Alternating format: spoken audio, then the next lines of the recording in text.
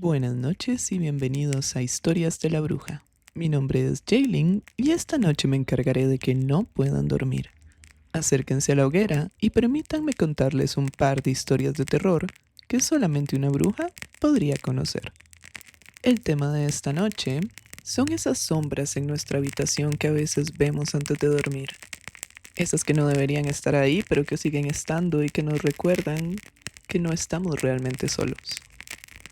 Nuestra autora de esta noche es Mary Elizabeth Braddon.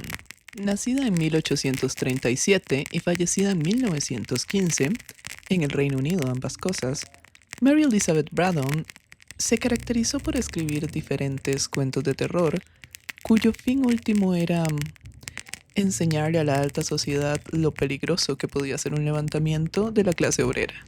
Me pareció interesante de la vida de la autora que Mary Elizabeth era una persona sumamente educada y de hecho trabajó como actriz durante 3 años para mantenerse a sí misma y a su madre. ¿Por qué? Porque ésta se había separado de su padre en 1840. Esto puede parecer no tan importante o no tan interesante en nuestra época, pero si notan en 1840 esto era algo muy difícil, algo que no se veía usualmente, una mujer separándose de su esposo. En 1860, Mary Elizabeth conoce a quien sería su pareja, que se llama John Maxwell. Un dato no menor respecto a John Maxwell era que estaba casado, su esposa estaba recluida en un asilo psiquiátrico en Irlanda y tenía 5 hijos del matrimonio que ya tenía vivo y completamente funcional en la época.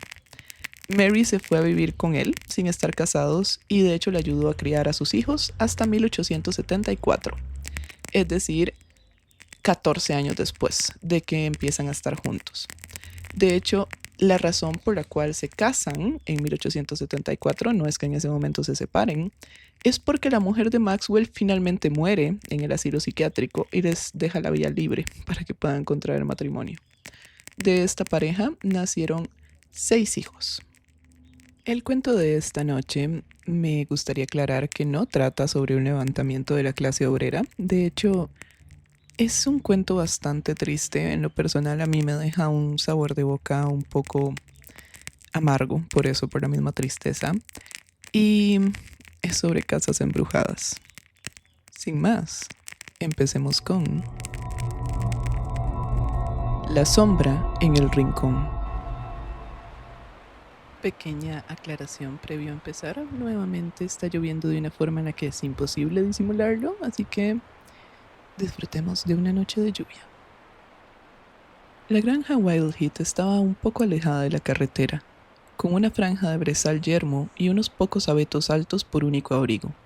Era una casa solitaria en un camino solitario, que atravesaba un baldío de campos arenosos en dirección a la costa, y era una casa que disfrutaba de mala fama entre los lugareños de la aldea de Holcroft, el lugar habitado más próximo. No obstante, era una buena casa antigua, construida en su mayor parte en tiempos en que no se escatimaba la piedra ni la madera. Una buena casa antigua de piedra grisácea, con muchos gabletes, anchos asientos junto a las ventanas y amplia escalera, largos y oscuros pasadizos, puertas disimuladas en rincones misteriosos, armarios tan grandes como algunas habitaciones modernas y bodegas donde hubiera podido emboscarse algún regimiento. Esta antigua y espaciosa mansión estaba entregada a las ratas y los ratones, a la soledad y los secos, solo ocupada por 3 personas de edad. Michael Bascom, cuyos antepasados habían sido importantes terratenientes de la región, y 2 sirvientes, Daniel Skegg y su esposa, que estaban al servicio del propietario de aquella casa antigua y tétrica desde que éste dejó la universidad, donde había pasado 15 años de su vida, 5 de estudiante y 10 de profesor de ciencias naturales. A los 33 años, Michael Bascom tenía el aspecto de un hombre de mediana edad. A los 56, parecía, se movía y hablaba como un anciano. Durante aquel intervalo de 23 años, había vivido solo en Wild Heath Grange y los lugareños decían que la casa lo había convertido en lo que era. Se trataba de una suposición fantasiosa y supersticiosa de la gente, aunque no hubiera sido difícil rastrear una cierta afinidad entre el sombrío edificio gris y el hombre que lo habitaba. Ambos parecían alejados por igual de las preocupaciones normales y de los intereses humanos. Ambos tenían un aire de profunda melancolía, fruto de la perpetua soledad. Ambos presentaban la misma complexión física, el mismo aspecto de paulatino desmoronamiento. Pero, aun siendo solitaria la vida que llevaba en Wildhead Grange, Michael Bascom no lo hubiera alterado por ninguna razón. Le alegró cambiar el relativo aislamiento de las aulas universitarias por la ininterrumpida soledad de Wildhead. Sentía un fanático amor por la investigación científica, y sus apacibles días discurrían llenos a rebosar de ocupaciones que rara vez dejaban de interesarle y satisfacerlo. Había periodos de depresión, momentos de duda, cuando la meta que perseguía le parecía inalcanzable y el entusiasmo flaqueaba en su interior. Afortunadamente, tales ocasiones eran escasas en su caso. Era un hombre de eterna tenacidad y una constancia que hubiera conducido al más alto pináculo de los logros, y que tal vez, en último término, le hubieran proporcionado gran renombre y fama universal, a no ser por la catástrofe que ensombreció el final de su sencilla existencia con un insuperable remordimiento.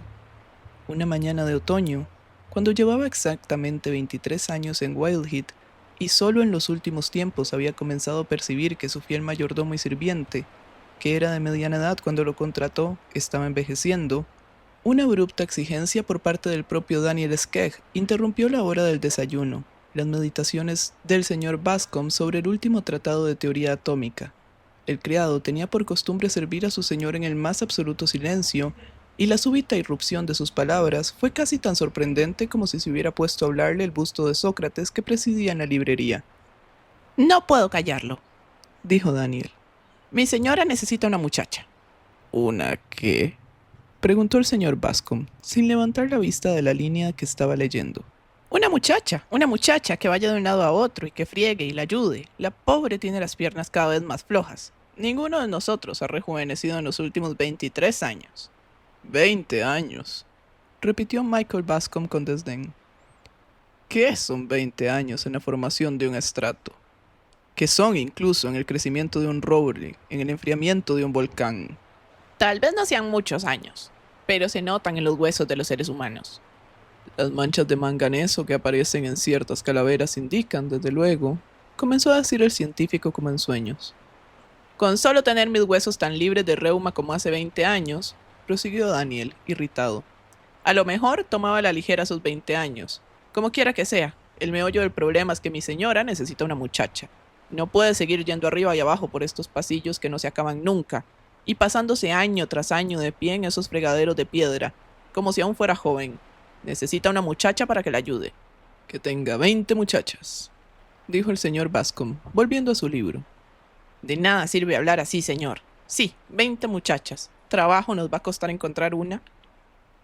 ¿Por qué? ¿La región está poco poblada?, preguntó el señor Bascom sin dejar de leer. No, señor, porque se sabe que esta casa está embrujada. Michael Bascom apartó el libro y dirigió una mirada de firme reproche a su criado. Skegg, dijo con voz severa. Creía que llevabas conmigo tiempo más que suficiente para estar por encima de este tipo de tonterías. Yo no digo que yo crea en fantasmas, respondió Daniel, con cara de medio excusarse. Pero la gente del campo sí que cree. No hay un alma por aquí que se aventure a cruzar nuestro umbral después del anochecer. Simplemente porque Anthony Bascom, que llevó una vida de desenfreno en Londres, malgastando su dinero y sus tierras, se retiró aquí, acongojado, y se supone que se mató dentro de esta casa, la única propiedad que le quedaba de su hermosa herencia. ¡Se supone que se mató!, gritó Skegg. Es algo que se sabe con tanta seguridad como la muerte de la reina Isabel o el incendio de Londres. ¿Acaso no lo enterraron en el cruce que hay camino de Holcroft? Una vana tradición sobre la que no hay pruebas que la demuestren, replicó el señor Bascom. Yo no entiendo de pruebas, pero la gente lo cree como el Evangelio. Si tuvieran un poco más de fe en el Evangelio, no tendrían por qué preocuparse de Anthony Bascom. Bueno, rezongó Daniel mientras empezaba a quitar la mesa. Hemos de hacernos con una muchacha como sea, pero tendrá que ser una forastera o alguien que tenga mucha necesidad de meterse en alguna parte. Cuando Daniel Skegg dijo forastera, no quiso decir originaria de algún lugar lejano, sino que no hubiera nacido, ni se hubiese criado, en Holcroft. Daniel había crecido y madurado en aquel insignificante villorrio que, pequeño y tedioso como era, constituía para él el mundo entero, siendo el resto los márgenes. Michael Bascom estaba profundamente ensimismado en la teoría atómica como para conceder un segundo más a las preocupaciones del viejo criado. La señora Skegg era una persona con quien raramente tenía contacto. Durante la mayor parte del tiempo se desenvolvía en la tenebrosa ala norte de la casa, donde reinaba sobre las soledades de una cocina que parecía una catedral, y sobre las numerosas dependencias del fregadero, la despensa y los anexos. Mantenía una guerra perpetua contra las arañas y los escarabajos, y gastaba los restos de su vitalidad en barrer y limpiar. Mujer de aspecto austero, religiosidad dogmática y lengua desabrida. Era una buena cocinera casera y se preocupaba con diligencia de las necesidades de su amo. Él no era ningún epicurio, pero le gustaba vivir con calma y comodidad, y una mala cena hubiera perturbado sus facultades intelectuales. No supo nada más sobre la propuesta de ampliar el servicio doméstico hasta transcurridos 10 días, cuando Daniel Skegg volvió a sorprenderlo en un momento de descanso con esta inesperada información. ¡Tengo una muchacha! Ah, ¿sí? Dijo Michael Bascom y siguió con su libro. Esta vez estaba leyendo un ensayo sobre el fósforo y su función en el cerebro humano. Sí, Agregó Daniel con su habitual tono gruñón. es de la inclusa, si no, no la tendría. Si fuera del pueblo, no habría querido venir con nosotros. Espero que sea respetable, dijo Michael. Respetable, esa es su única falta, pobrecita. Es demasiado buena para este lugar. Nunca ha servido, pero dice que es trabajadora, y yo me atrevería a decir que mi mujer la meterá en vereda. Su padre era un artesano de Yarmouth. Murió hace un mes y la dejó a la pobrecita en la calle. La señora Mitch de Holcroft es tía suya y le dijo a la chica que se fuera con ella hasta encontrar un sitio. Y la chica lleva 3 semanas con la señora Mitch, buscando un sitio. Cuando la señora Mitch supo que mi esposa necesitaba una muchacha que la ayudara, pensó que sería un buen puesto para su sobrina María. Por suerte, María no sabe nada sobre esta casa, así que la pobre inocente me ha hecho una reverencia y me ha dicho que estaría agradecida si venía, y que haría todo lo posible por cumplir sus obligaciones. Vivió con su padre, que la educó por encima de su condición, como el loco que era, gruñó Daniel. Según sus propias palabras, me temo que has hecho mal negocio, dijo Michael. Tú no querías una damisela para limpiar marmitas y casos. Aunque fuera una duquesa, mi mujer la haría trabajar, replicó Skegg con decisión. ¿Y ya has pensado dónde vas a meter a la muchacha?, preguntó el señor Bascom, bastante irritado. No puedo soportar que una extraña circule de un lado a otro por los pasillos junto a mi dormitorio. Ya sabes lo mal que duermo, Skegg. Me despierta un ratón detrás del enmaderado. Ya he pensado en eso, respondió el mayordomo con cara de inefable sabiduría. No la pondré en el mismo piso que usted. Dormirá en el desván. ¿En qué cuarto? En el grande que da al norte. Es el único sin goteras. Lo mismo daría acostarla dentro de una ducha que en cualquier otro cuarto del desván. El cuarto que da al norte, repitió el señor Bascom meditabundo. ¿No es el que...? Claro que es, contestó Skegg malhumorado. pero ella no sabe nada de eso. El señor Bascom volvió a su libro y se olvidó totalmente de la huérfana de Yarmouth, hasta que una mañana, al entrar en su estudio, le sorprendió la presencia de una joven desconocida, con una aseada bata blanca y negra, ocupada en desempolvar los volúmenes apilados sobre el espacioso escritorio, y estaba haciéndolo con tanta destreza y esmero, que él se sintió inclinado a enfadarse con aquella insólita libertad. La vieja señora Skegg se había abstenido religiosamente de esta labor, con la disculpa de no querer entrometerse en las manías del señor. Así que una de las manías del señor consistía en respirar sus buenas raciones de polvo en el curso de sus estudios. La muchacha era pequeñita y delgada, de facciones pálidas y algo a la antigua, con los cabellos pajizos trenzados bajo una pulcra cofia de muselina, un cúter muy fino y los ojos de color azul claro. Eran los ojos azules más claros que Michael Bascom había visto en su vida, pero con una gentileza y una dulzura de expresión que compensaban lo insípido del color. «Espero que no le moleste que limpie sus libros, señor», dijo ella, inclinándose con una reverencia. Hablaba con una exquisita precisión que sorprendió a Michael Bascom por lo agradable que resultaba, a su manera. No me molesta la limpieza, mientras no se me embarullen mis libros y papeles. Si coge un volumen de mi mesa, déjelo en el mismo lugar donde estaba, es todo lo que pido. Seré muy cuidadosa, señor. ¿Cuándo ha llegado? Esta misma mañana, señor. El científico se sentó a su mesa y la muchacha se retiró, saliendo del cuarto tan silenciosamente como nace una flor en el umbral. Michael Bascom la siguió con los ojos llenos de oscuridad. Había visto muy pocas mujeres jóvenes durante su prosaica carrera, y se asombraba de aquella chica en cuanto criatura de una especie que hasta entonces le era desconocida. Con cuánta elegancia y delicadeza estaba moldeada, qué piel tan nacarada, qué sonidos tan suaves y agradables salían de aquellos labios rosados. Una preciosidad sin duda aquella moza de cocina. Era una lástima que no encontrara en este mundo bullicioso mejor trabajo que fregar ollas y casos. Absorto en sus áridas cavilaciones, el señor Bascom se olvidó de la pálida sirvienta. No volvió a verla por las habitaciones. El trabajo que hiciera debía de realizarlo a primera hora de la mañana, antes del desayuno del científico. Llevaba una semana en la casa cuando la encontró un día en el vestíbulo. Se sorprendió de cómo había cambiado su aspecto.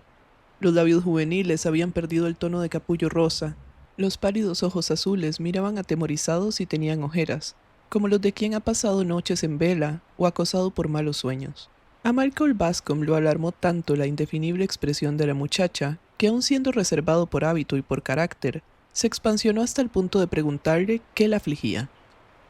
«Estoy bien seguro de que algo anda mal», dijo. «¿Qué es?» «No, no es nada, señor», titubeó ella, dando la impresión de asustarse aún más al oír la pregunta. «De verdad que no es nada. Nada que merezca que usted se preocupe». «Tonterías. ¿Crees que porque vivo entre libros no siento empatía por mis semejantes? Dime qué es lo que te pasa, pequeña. Has estado llorando por la reciente pérdida de tu padre, supongo». «No, señor, no es eso. Yo nunca dejaré de estar triste por ese motivo. Ese pesar me durará toda la vida». «Entonces es otra cosa», dijo Michael con impaciencia.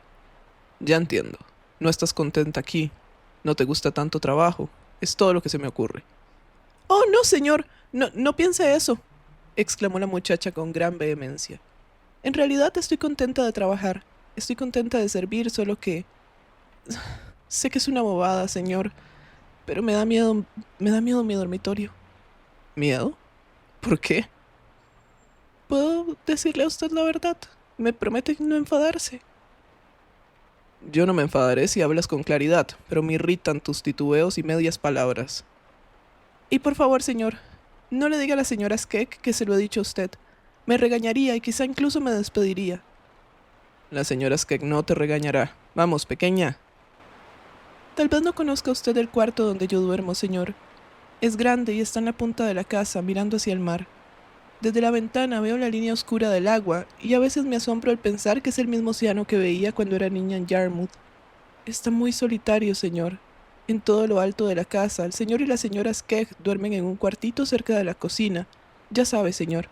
Y yo estoy completamente sola en el último piso». «Skegg me dijo que había sido educada por encima de tu posición en la vida, María. A mi modo de ver, el primer efecto de una buena educación debería consistir en no hacer caso de todas esas fantasías bobas sobre cuartos abandonados». «Ay, por favor, señor, no piense que es ninguna falta de mi educación. Mi padre se ocupó mucho de mí sin reparar en gastos para darme tan buena educación como pudiera desearse de la hija de un artesano. Y era un hombre religioso, señor, no creía...». Hizo una pausa, reprimiendo un estremecimiento. «No creía en que los espíritus de los muertos se aparecieran a los vivos desde los tiempos de los milagros, cuando el fantasma de Samuel se le apareció a Saúl. Él nunca me metió ideas tontas en la cabeza, señor. Yo no tuve ni una pizca de miedo la primera noche que me acosté en ese cuarto grande y solitario de allí arriba». «Bueno, ¿y entonces?» «Pero la misma primera noche», prosiguió la muchacha, jadeante, «me sentí aplastada mientras dormía, como si tuviera una pesada carga encima del pecho. No fue una pesadilla, sino una sensación inquietante que duró mientras estuve dormida, y al romper el día comenzaba a ver algo de luz a partir de las 6. Me desperté de repente con un sudor frío corriéndome por el rostro y supe que había algo terrible en el cuarto». «¿Qué quieres decir con algo terrible? ¿Viste alguna cosa?» «No, señor, pero me helaba la sangre en las venas y comprendí que era lo que me había estado persiguiendo y aplastando mientras dormía. Entre la chimenea y el armario vi una sombra en el rincón, muy tenue, sin contornos». «Producida por la esquina del armario, me atrevería a decir». «No, señor. Yo veía la sombra del armario, nítida y bien dibujada, como si estuviese pintada en la pared. La sombra en el rincón era un bulto raro, informe, o... en realidad sí tenía alguna forma, parecía...» «¿Qué? Preguntó Michael con impaciencia. La forma de un cuerpo humano colgado de la pared. Michael Bascom se puso extrañamente pálido, aunque simuló la más absoluta incredulidad. Pobre niña, dijo con voz tierna. Has estado tan apesumbrada por tu padre que se te han debilitado los nervios y estás rebosante de fantasías. Vaya, una sombra en el rincón. Es que al salir el sol todos los rincones están llenos de sombras. Mi viejo chaquetón colgado de una silla te serviría de fantasma tanto como tú quisieras. Ay, señor, he intentado pensar que son imaginaciones mías, pero he sentido el mismo peso encima todas las noches y he visto la misma sombra todas las mañanas. Pero, cuando se hace completamente de día, ¿no ves de qué está hecha tu sombra? No, señor, la sombra se desvanece antes de que se haga de día. Pues claro, lo mismo que todas las sombras. Vamos, vamos, quítate esas ideas tontas de la cabeza o no podrás vivir en el mundo normal y corriente. A mí no me costaría nada hablar con la señora Skegg y decirle que te diera otro cuarto. Eso si quisiera fomentar tu insensatez, pero es lo peor que podría hacer por ti. Además, creo que todas las demás habitaciones del ático son húmedas y sin duda, si te cambiara otra, describirías otra sombra en otro rincón. Y de paso, ganarías un reuma. No, muchachita. Tienes que demostrarte que estás a la altura de una buena educación. Haré todo lo que pueda, señor, respondió María, sumisa haciendo una reverencia. María regresó a la cocina sumamente abatida. Era una vida deprimente la que llevaba en Wildheath Grange. Deprimente durante el día y terrorífica durante la noche, pues el peso impreciso y la sombra informe que tan a la ligera se tomaba el maduro hombre de ciencia eran increíblemente horribles para ella. Nadie le había contado que la casa estuviera embrujada, pero ella andaba por aquellos pasillos retumbantes envuelta en un halo de miedo. Daniel Skegg y su esposa tampoco se apiadaban de ella. Aquellas dos almas pías habían tomado la decisión de defender el buen nombre de la casa en cuanto concerniese a María. Para ella, como extraña que era, la Grange debía seguir siendo un lugar inmaculado, sin el menor contagio del sulfuroso mundo infernal. Disponer de una muchacha voluntariosa y dócil era una necesidad indispensable, vital, para la señora Skegg. Habían encontrado a la muchacha y debían retenerla. Cualquier fantasía de índole sobrenatural había que reprimirla con mano dura. Claro, los fantasmas, exclamaba el bueno de Skegg. Lee la Biblia, María, y no hables más de fantasmas. Hay fantasmas en la Biblia, dijo María, estremeciéndose al recordar determinados pasajes terribles de las Escrituras que también conocía. ¡Ja! Estaban donde debían o no hubieran estado, replicó la señora Skegg. No irás tú a encontrar errores en la Biblia mientras vivas. María se sentó silenciosamente en su rincón de la cocina junto al fuego y fue pasando las hojas de la Biblia de su difunto padre hasta llegar a los capítulos preferidos de los dos, y que tantas veces leyeron juntos.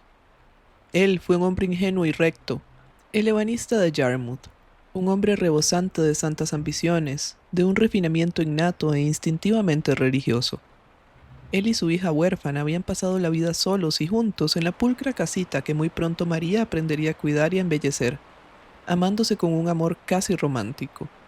Habían compartido los gustos y las ideas, pero la muerte inexorable separó al padre de la hija, con una de esas separaciones tajantes y súbitas que son como la conmoción de un terremoto, destrucción instantánea, desolación y desesperanza. El frágil cuerpo de María se había inclinado frente a la tempestad.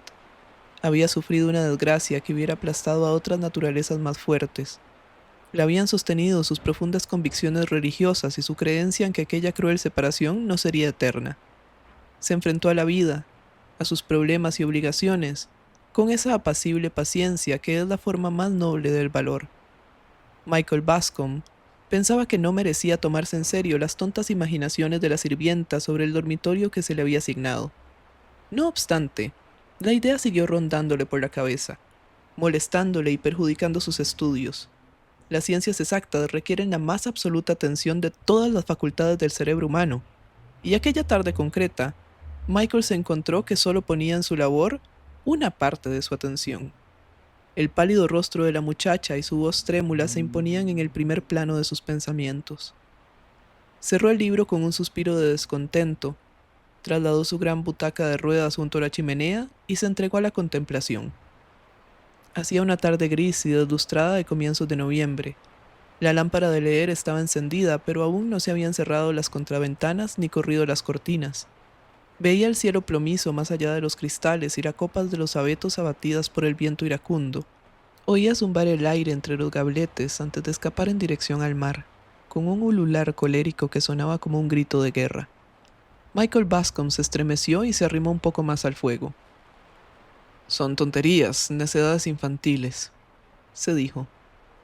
Sin embargo, es curioso que haya fantaseado sobre las sombras, pues se dice que Anthony Bascom se mató en ese cuarto. Me acuerdo de haberlo oído siendo pequeño a un viejo criado, cuya madre era la ama de llaves del gran casón en los tiempos de Anthony. Nunca me enteré de cómo lo hizo el pobre, de si se envenenó, se pegó un tiro o se cortó el cuello. Pero sí me contaron que esa era su habitación. El viejo Skek también lo sabe. Me di cuenta por el tono con que me dijo que la muchacha dormiría allí. Estuvo un rato sentado, hasta que el gris de las ventanas del estudio se transformó en el negro de la noche, y los gritos de guerra del viento dejaron paso a un murmullo sofocado y lastimero. Estaba sentado de cara al fuego, dejando que sus pensamientos vagaran por el pasado y por las leyendas que había oído durante la infancia. Era una triste y necia historia aquella de su tío abuelo Anthony Bascom. La triste historia de una fortuna malgastada y de una vida desperdiciada. Una ruidosa carrera universitaria en Cambridge, una cuadra de caballos de carreras en Newmarket, un matrimonio imprudente, una vida disipada en Londres, una esposa fugitiva, una hacienda empeñada a los prestamistas judíos y luego, el final fatal. Michael había oído muchas veces aquella historia deprimente, cuando la hermosa y falsa esposa de Anthony Bascom lo hubo abandonado, cuando se agotó su crédito y sus amigos se cansaron de él, y todo estaba perdido excepto Wildheath Grange. Anthony, el hombre elegante y decrépito, se había presentado inesperadamente una noche en esta casa y había ordenado que le preparasen la cama en el cuarto donde acostumbraba a dormir cuando venía a cazar patos silvestres, allá en su juventud.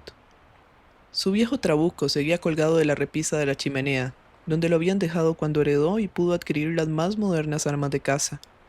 Hacía 15 años que no pisaba Wildheath, y durante la mayor parte de esos años casi nunca se había acordado de que aquel lúgubre caserón era suyo. La mujer que había sido el ama de casa de Bascom Park, hasta que la vivienda y la tierra pasaron a manos de los judíos, era en aquellos momentos la única ocupante de Wildheath. Hizo un poco de cena para su amo y dispuso las cosas para que él se encontrase todo lo cómodo que era posible en el gran comedor cerrado. Pero le supo mal ver, cuando quitó la mesa después de haberse retirado él al último piso, que apenas había comido nada. A la mañana siguiente le sirvió el desayuno en la misma habitación, que se arregló para tener más pulida y alegre que la noche anterior. La escoba, el plumero y un buen fuego mejoraron mucho el aspecto general. Pero transcurrió la mañana hasta el mediodía y la vieja ama de llaves aguardó en vano los pasos de su amo al descender la escalera. El mediodía se desvaneció en la tarde. Ella no hizo nada por despertarlo, suponiendo que estaría cansado por el fatigoso viaje a caballo y que dormiría el sueño del exhausto. Pero cuando se nubló el corto día de noviembre con las primeras sombras del atardecer, la vieja se asustó seriamente y subió a la puerta del cuarto de su amo, donde en vano esperó respuesta a sus repetidas llamadas y palabras. La puerta estaba cerrada por dentro y el ama de llaves no tenía fuerza suficiente para derribarla. Corrió escaleras abajo muerta de miedo y salió sin cubrirse la cabeza a la solitaria carretera. El lugar habitado más próximo era el peaje del viejo camino de la diligencia, y de donde salía un ramal en dirección a la costa. Había esperanzas de que alguien pasara por allí por casualidad. La vieja avanzó por la carretera corriendo, sin saber apenas hacia dónde iba ni qué iba a hacer, pero con la vaga idea de que debía encontrar quien la ayudara. El azar le fue propicio. Un carro cargado de algas ascendía lentamente por la planicie de arsenales donde la tierra se confunde con el mar. Junto al carro marchaba un campesino de pasos arrastrados. «Por el amor de Dios, venga conmigo y abra la puerta de mi amo», lo abordó ella, cogiéndole por el brazo. «Debe estar muerto con un ataque y yo no puedo entrar a ayudarle». «Muy bien, señora», respondió el hombre, como si semejante invitación fuera cosa de todos los días. «Jamelgo, quédate quieto, caballito, y pórtate bien». Jamelgo se puso bastante contento de detenerse en una franja de hierba que había frente a los jardines de Wildheath Grange. El hombre siguió a la ama de llaves hasta la planta alta y descerrajó la vieja cerradura con un golpe de su fuerte puño. Se confirmaron los peores temores de la anciana. Anthony Bascom estaba muerto. Pero el modo y la manera en que había muerto nunca había llegado a saberlos Michael. La hija del ama de llaves, que fue quien le contó la historia, era una anciana cuando él era joven. Se había limitado a cabecear y adoptar una expresión inescrutable cuando él la acosó con sus preguntas. Ni siquiera había admitido nunca que el antiguo propietario se hubiese suicidado. No obstante, la tradición del suicidio estaba muy viva entre los lugareños de Holcroft, y existía la arraigada creencia de que su fantasma rondaba por Wildhead Grange a determinadas horas y épocas del año. Si bien Michael Bascom era un materialista estricto, para él, el universo, junto con todos sus habitantes, era una gran máquina gobernada por leyes inexorables. Para semejante hombre, el concepto de fantasma era sencillamente absurdo. Tan absurdo como la afirmación de que 2 y 2 podrían sumar 5, o de que fuera posible trazar un círculo con una línea recta. Sin embargo, sentía una especie de interés diletante por las inteligencias capaces de creer en fantasmas. El asunto se prestaba a un divertido estudio psicológico. Aquella pobre chica pálida tenía sin lugar a dudas alguna clase de terror sobrenatural dentro de su cabeza que solo sería superable mediante un tratamiento racional. Ya sé lo que tengo que hacer, se dijo Michael Bascom de repente. Yo mismo ocuparé el cuarto esta noche y le demostraré a la chica tonta que sus ideas sobre la sombra no son más que necias imaginaciones, fruto de la cobardía y el abatimiento. 1 onza de pruebas vale más que 1 libra de argumentos. Si le demuestro que he pasado la noche en el cuarto y que no he visto tal sombra, ella entenderá que se trata de una infundada superstición. Daniel entró un momento después a cerrar las contraventanas. Dile a tu mujer que me prepare la cama en el cuarto donde ha dormido María y que la ponga a ella en alguna de las habitaciones del primer piso esta noche, Skegg, dijo el señor Bascom. ¿Señor? El señor Bascom repitió la orden. Esa boba ha estado quejándose a usted del cuarto, gritó Skegg, indignado. No se merece estar bien alimentada y cuidada en una casa confortable. Habría que mandarla al correccional. No te enfades con la pobre muchacha, Skegg. Se le ha metido una fantasía en la cabeza y yo quiero demostrarle lo tontita que es, dijo el señor Bascom. ¿Y quiere usted dormir en esa habitación?, dijo el mayordomo. Exactamente. Bueno, reflexionó Skegg. Si es que ronda ese, lo cual yo no creo, era de vuestra misma carne y vuestra misma sangre, y no creo que le haga a usted ningún daño. Cuando Daniel Skegg regresó a la cocina, reprendió duramente a la pobre María que estaba pálida y silenciosa en la esquina del hogar, zurciendo las medias grises de estambre de la señora Skegg, que eran la armadura más vasta y áspera en que jamás se haya fundado una pierna humana. ¿Se ha visto alguna vez que una especie de señoritinga, linda y caprichosa, preguntó Daniel, se meta en la casa de un caballero y lo obligue a salir de su dormitorio para dormir en el ático por culpa de sus tontadas y extravagancias? Si este era el resultado de ser educada por encima de su posición, Daniel daba gracias a Dios de no haber pasado de escribir algunas sílabas sueltas en la escuela. Por él, bien podía irse al diablo la enseñanza, si era esto a lo que conducía. Lo siento muchísimo, titubeó María llorando en silencio sobre la costura. De verdad, señor Skegg, es que yo no me he quejado. El señor me preguntó y le dije la verdad, eso fue todo. ¡Todo!, exclamó Skegg indignado. Toda la verdad, yo diría que más que suficiente. La pobre María se mantuvo callada, sus pensamientos aturdidos por la severidad de Daniel. Se habían alejado de aquella gran cocina desolada hacia el hogar perdido del pasado, la cómoda salita donde ella y su padre se sentaban juntos al acogedor hogar en las noches como esta. Ella con su elegante costurero y sus sencillas labores, él con los periódicos que le gustaba leer. El gato faldero ronroneaba en la alfombra, la tetera silbaba en el trevede de bronce brillante. La bandeja estaba lista para la comida más agradable del día. ¡Ay! Aquellas noches felices, aquella dorada camaradería. Habían terminado de verdad para siempre, sin dejar otro rastro que la severidad y la servidumbre. Michael Bascom se retiró aquella noche más tarde de lo habitual. Tenía por costumbre seguir con sus libros hasta mucho después de haberse apagado todas las luces menos la suya. Los Skegg se habían sumido en el silencio y la oscuridad de su triste dormitorio de la planta baja. Hoy los estudios del señor eran especialmente atractivos. más próximas a las lecturas recreativas que a las ciencias exactas. Estaba concentrado en la historia de esas misteriosas gentes que instalaron sus poblados en los lagos suizos, muy interesado por ciertas especulaciones y teorías sobre estos pueblos. El antiguo reloj cucú de las escaleras daba las campanadas de las 2 cuando Michael Bascom ascendía, con una vela en la mano, hacia las regiones hasta entonces desconocidas del ático. Al final de las escaleras, se encontró ante un pasillo oscuro que avanzaba hacia el norte. Un pasillo que de por sí bastaba para despertar el terror en una persona supersticiosa, de tan oscuro y misterioso que se veía. Pobre chiquilla, murmuró el señor Bascom pensando en María. Esta planta es muy lúgubre y debe inducir a fantasías en una mente juvenil. Ya había abierto la puerta del cuarto situado en el extremo norte y se detuvo para examinarlo.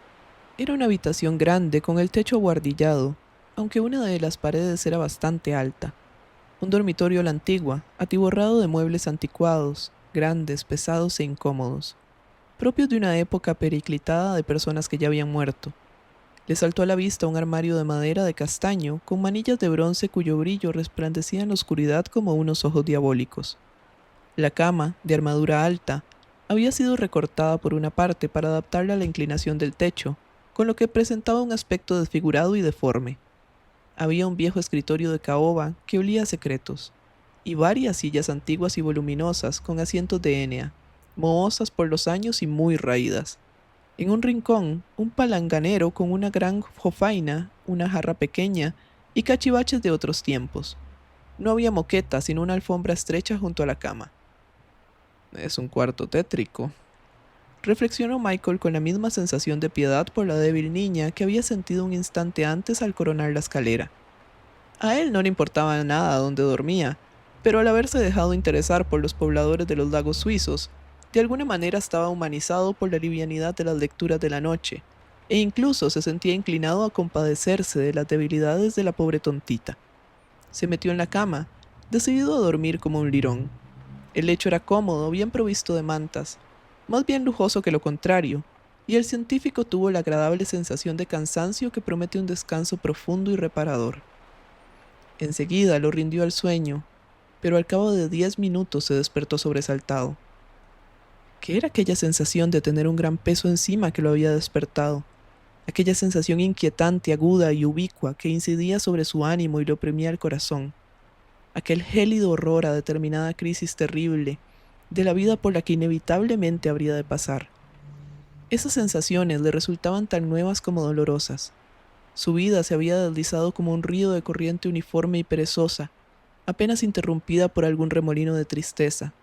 Sin embargo, esta noche padecía todas las punzadas de los vanos remordimientos, el recuerdo torturador de una vida desperdiciada, los aguijones de la humillación y de la desgracia, la vergüenza y la ruina, una muerte espantosa a la que se había condenado por sus propias manos.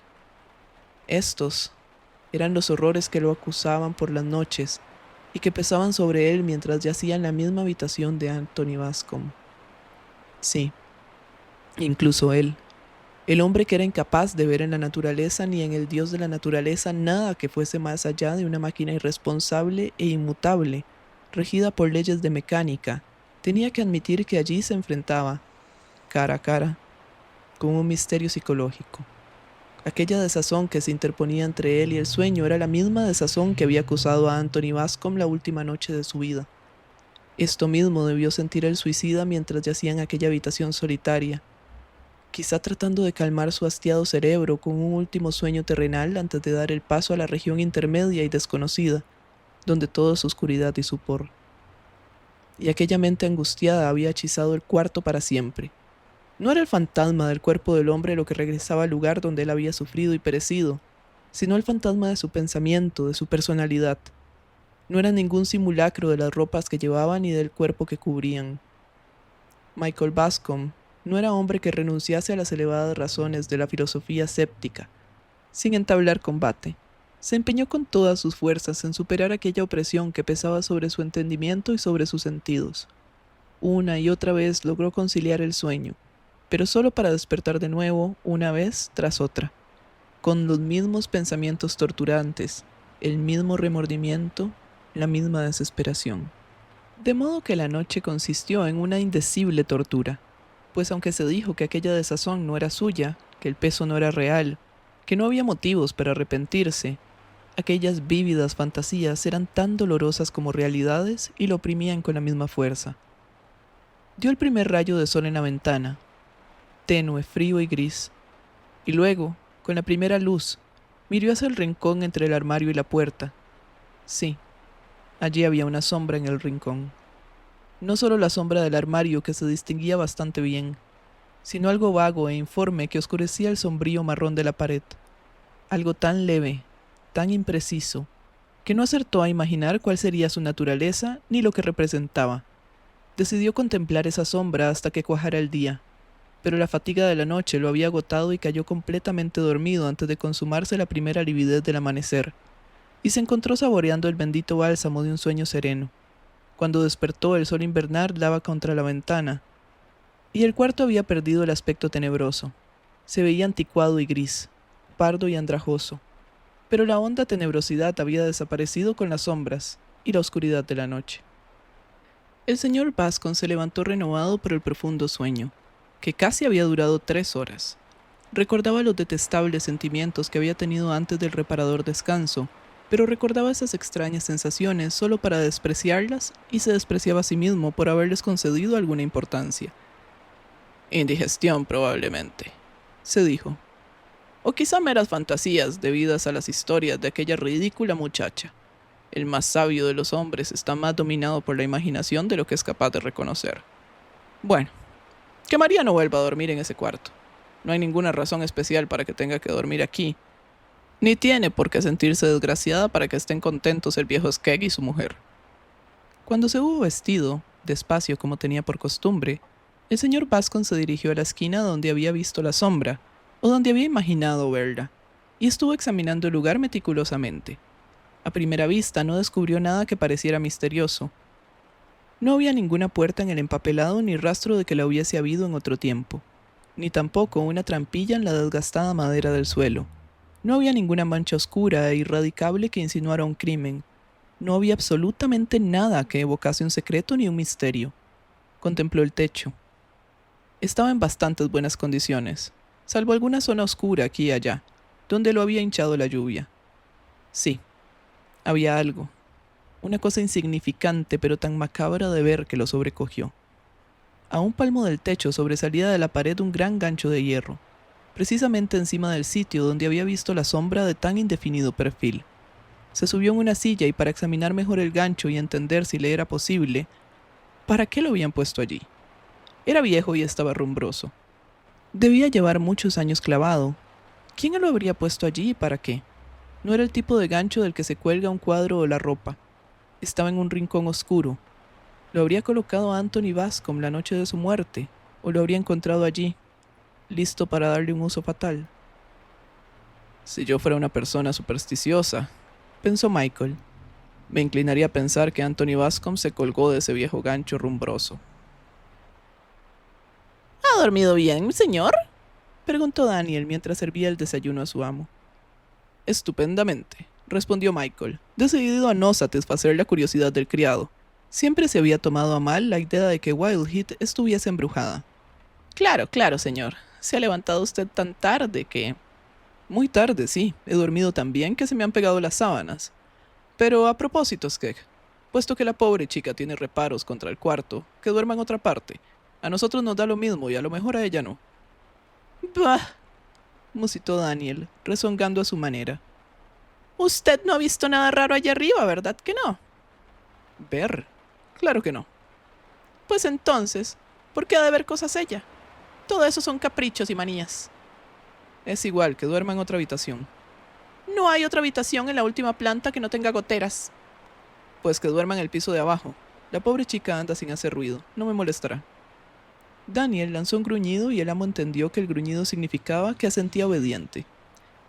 Pero por desgracia, el señor Bascom se equivocaba. La proverbial obstinación de la familia porcina no es nada en comparación con la tosudez de un viejo terco, cuya estrechez mental no ha sido nunca iluminada por la educación. Daniel estaba empezando a sentir celos del compasivo interés de su amo por la huérfana.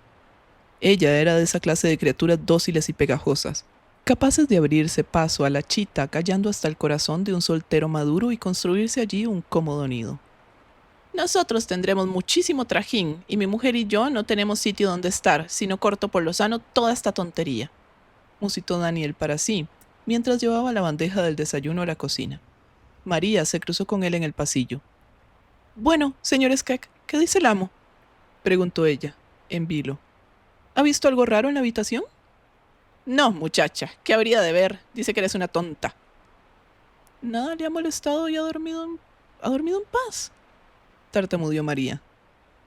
No ha dormido mejor en toda su vida. ¿No empiezas a avergonzarte de ti misma? Sí, respondió ella humildemente. Me avergüenza estar tan comida de fantasía. Esta noche regresaré a mi cuarto, señor Skek, si usted quiere, y nunca volveré a quejarme del cuarto. Eso espero, gruñó Skek. Ya nos has traído bastantes complicaciones. María suspiró y pasó a ocuparse de sus tareas en el más triste de los silencios. El día transcurrió lentamente como todos los demás días en aquella casa vieja y sin vida. El científico estaba en su estudio. María iba sin hacer ruido de una habitación a otra, barriendo y quitando el polvo, solitaria y sin alegría. El sol del mediodía se desvaneció en los grises de la tarde, y la noche fue cayendo como una plaga sobre la vieja y deslustrada mansión. En todo el día no coincidieron María y el señor.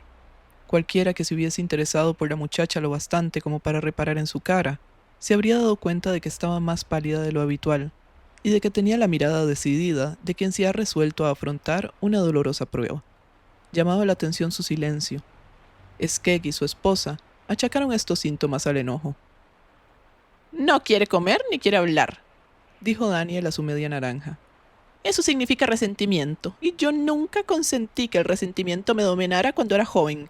Es algo exasperante en una jovencita, y de ninguna manera voy a dejar que el resentimiento haga mella en mí de viejo. Llegó la hora de acostarse y María se despidió de los Skek con unas educadas buenas noches, y se dirigió a su solitaria buhardilla sin una queja. Llegó la mañana siguiente y en vano buscó la señora Skek a su paciente doncella cuando quiso que María se encargara de preparar el desayuno. La moza tiene el sueño muy profundo esta mañana, dijo la anciana. Ve a llamarla, Daniel. No puedo subir las escaleras con mis pobres piernas. Tus pobres piernas se están volviendo de lo más inútiles, murmuró Daniel, de mal humor, mientras se dirigía a hacer el recado de la esposa. Luego se dijo que la chica le estaba gastando una broma. Habría salido a escondidas antes del amanecer y habría echado llave a la puerta para asustarlo. Pero no. Eso no era posible porque distinguió la llave puesta en su sitio cuando se arrodilló y miró por el ojo de la cerradura. La llave le impedía ver el interior del cuarto. Estará ahí dentro, riéndose de mí, se dijo. Pero no tardaré en estar con ella. Había una pesada barra en la escalera, que servía para asegurar los póstigos de la ventana que la iluminaba. Era una barra suelta, que siempre estaba en el recodo junto a la ventana y solo de vez en cuando se usaba. Daniel bajó corriendo al rellano, cogió la fuerte barra de hierro y volvió a subir a toda prisa a la puerta de la buhardilla. Un golpe de la pesada barra bastó para hacer saltar la vieja cerradura, que era la misma que había roto el carretero con su fuerte puño hacía 70 años. La puerta se balanceó abierta y Daniel entró en el dormitorio que él había asignado a la forastera. María colgaba del gancho de la pared. Había tenido el detalle de cubrirse púdicamente el rostro con un pañuelo. Se ahorcó voluntariamente una hora antes de que Daniel la encontrase, con los primeros grises de la mañana. El médico, que vino desde Holcroft, pudo precisar el momento de la muerte, pero nadie fue capaz de concebir qué súbito acceso de terror le había impelido a aquel acto desesperado, o bajo qué lenta tortura de aprensiones nerviosas había perdido el juicio. En la encuesta judicial, el jurado se pronunció por el consabido veredicto piadoso de locura transitoria. El triste sino de la muchacha ensombreció el resto de la vida de Michael Bascom.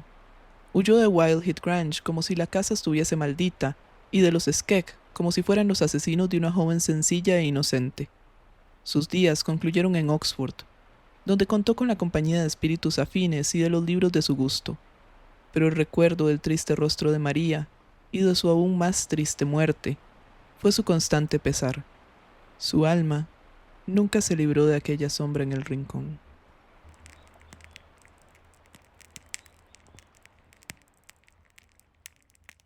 Esta ha sido la historia de la noche. ¿Qué les ha parecido la historia de María la niña cuyo único pecado, digamos, fue ser educada por arriba de su posición, fue ser amable y buena con su señor y morir literalmente por la envidia de un viejo cascarrabias que no tenía nada mejor que hacer que molestarla. Creo que con mi pregunta resumo qué opino de la historia. Es una historia bastante buena, tiene como todas las cosas que una buena historia de terror tiene que tener y una buena casa embrujada tiene que tener. Además, usualmente digo esto, pero esta de verdad me parece muchísimo más llevable que muchísimas otras. Es como mucho más fácil de leer, es más interactiva. El hecho de que tenga tantos diálogos entre los personajes hace que no se vuelva tan aburrida, sino que hay como momentos específicos y no es que considere que la literatura es aburrida, porque claramente si no, no haría capítulos leyéndoles cuentos.